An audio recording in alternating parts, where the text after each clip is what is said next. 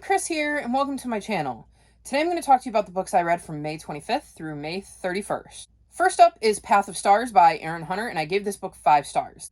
This is the last book in the 5th arc of 6 in the Warriors series. If you're new to my channel, Warriors is a series that follows groups of forest cats who live in clans and have to try to work together. In this arc, we're looking at the beginnings of the clans. This is essentially a prequel to the first arc of 6.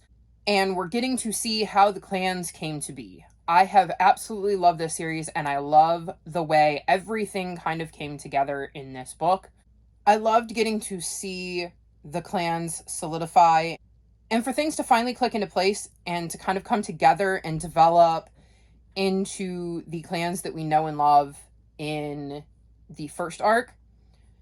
I really loved this series and these characters and getting to see the development of the clans, and I'm sad to be ending my journey with these characters as I've grown very attached to them, and I would love to read more stories about their time and how the clans came to be.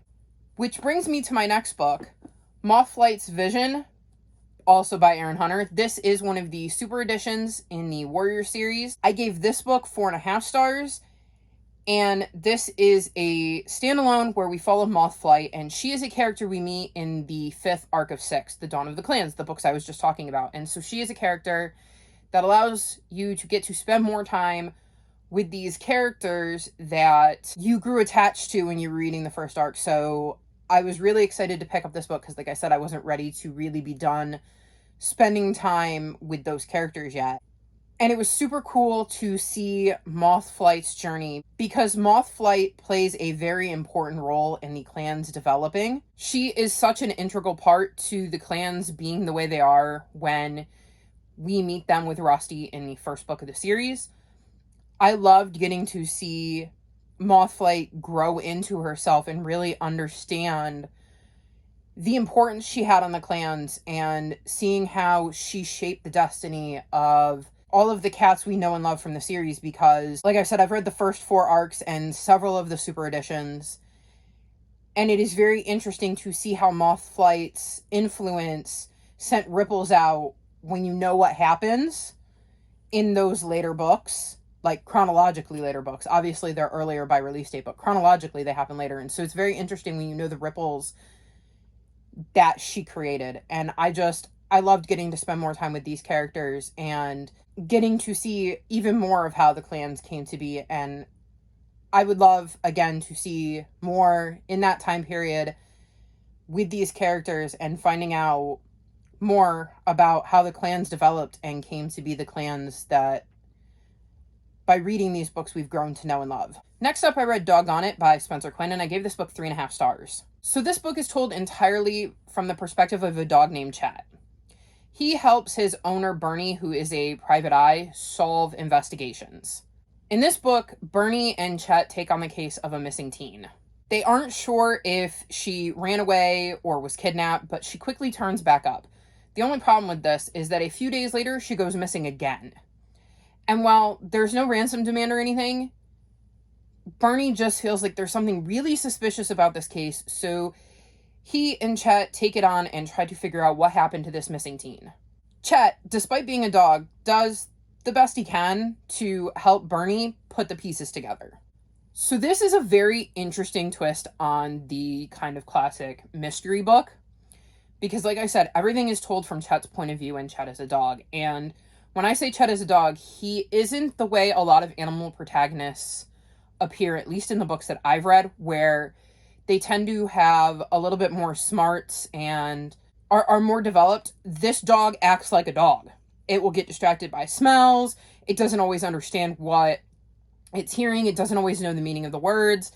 This isn't a super intelligent, extra powerful narrator. This is legitimately a book that tries to tell you what it's like to be in the mind of a dog, and it makes things very interesting because Chet figures things out before Bernie does, but he has no way of imparting that knowledge to Bernie because he can't speak English. He speaks dog. And Bernie isn't the best at interpreting dog, so it is interesting to see how this novel kind of comes together and how Chet figures certain things out but has to deal with the limitations he finds as a dog. So it is interesting as the reader when you have more information than Bernie, who's trying to solve this case, but you still don't know everything because Chet is a dog, so there's only so much understanding of the information that Chet has that you get, because it is all tainted by a certain smell or something, because like I said, he is a dog. I definitely plan to check out more in this series, and when I was looking at reviews to see what other people thought of the whole dog twist, I heard that the audiobooks are really good, so I think I'm going to check the second one out on audiobook and see if that ups my enjoyment, because it can be a bit slow at times, I think, in this book, because you're in the perspective of a dog, and at least for me, that bogged it down a little. But I'm hoping that with the audiobooks, maybe some of the flow issues due to the fact that we're in the mind of a canine won't be as big of a deal. Next up, I read The Forbidden Expedition by Alex Bell. This is one of my 5-star predictions, so you will have to wait for that video to find out what I rated this book. This is the second book in the Polar Bear Explorers Club. In that book, we follow a girl named Stella who wants to be an explorer just like her dad.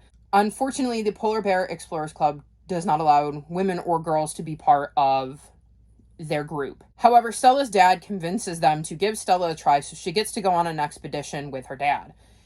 During that expedition, she and the other junior explorers get separated from the rest of the group and have to try to figure out a way to get back to the grown-ups, the people who know what they're doing.